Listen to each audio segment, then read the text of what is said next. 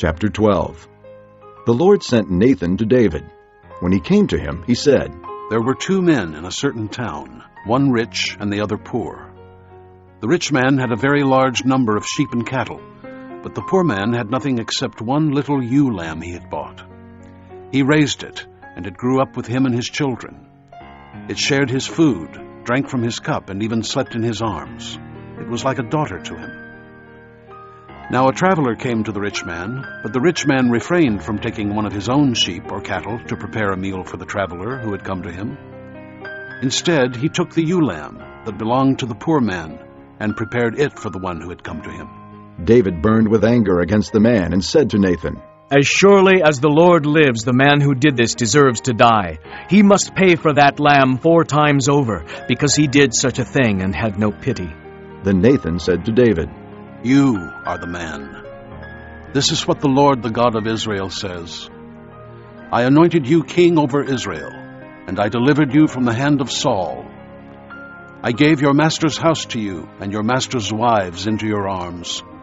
I gave you the house of Israel and Judah. And if all this had been too little, I would have given you even more.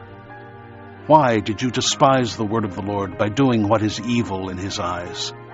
You struck down Uriah the Hittite with the sword and took his wife to be your own. You killed him with the sword of the Ammonites. Now, therefore, the sword will never depart from your house, because you despised me and took the wife of Uriah the Hittite to be your own. This is what the Lord says. Out of your own household I am going to bring calamity upon you. Before your very eyes I will take your wives and give them to one who is close to you, and he will lie with your wives in broad daylight. You did it in secret, but I will do this thing in broad daylight before all Israel. Then David said to Nathan, I have sinned against the Lord. Nathan replied, The Lord has taken away your sin.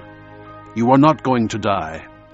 But because by doing this you have made the enemies of the Lord show utter contempt, the son born to you will die. After Nathan had gone home, the Lord struck the child that Uriah's wife had borne to David, and he became ill. David pleaded with God for the child. He fasted and went into his house and spent the nights lying on the ground. The elders of his household stood beside him to get him up from the ground, but he refused, and he would not eat any food with them. On the 7th day, the child died. David's servants were afraid to tell him that the child was dead, for they thought, While the child was still living, we spoke to David, but he would not listen to us. How can we tell him the child is dead? He may do something desperate. David noticed that his servants were whispering among themselves, and he realized the child was dead. Is the child dead? He asked. Yes, They replied. he is dead. Then David got up from the ground. After he had washed, put on lotions, and changed his clothes, he went into the house of the Lord and worshipped. Then he went to his own house, and at his request they served him food, and he ate. His servants asked him, Why are you acting this way? While the child was alive, you fasted and wept. But now that the child is dead, you get up and eat. He answered, While the child was still alive, I fasted and wept. I thought, who knows, the Lord may be gracious to me and let the child live. But now that he is dead, why should I fast? Can I bring him back again? I will go to him, but he will not return to me. Then David comforted his wife Bathsheba, and he went to her and lay with her. She gave birth to a son, and they named him Solomon. The Lord loved him, and because the Lord loved him, he sent word through Nathan the prophet to name him Jedediah. Meanwhile, Joab fought against Rabbah of the Ammonites and captured the royal citadel. Joab then sent messengers to David, saying, I have fought against Rabbah and taken its water supply. Now muster the rest of the troops and besiege the city and capture it. Otherwise I will take the city, and it will be named after me. So David mustered the entire army and went to Rabbah and attacked and captured it.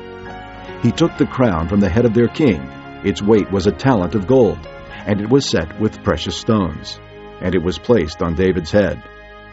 He took a great quantity of plunder from the city and brought out the people who were there, consigning them to labor with saws and with iron picks and axes, and he made them work at brickmaking. He did this to all the Ammonite towns. Then David and his entire army returned to Jerusalem.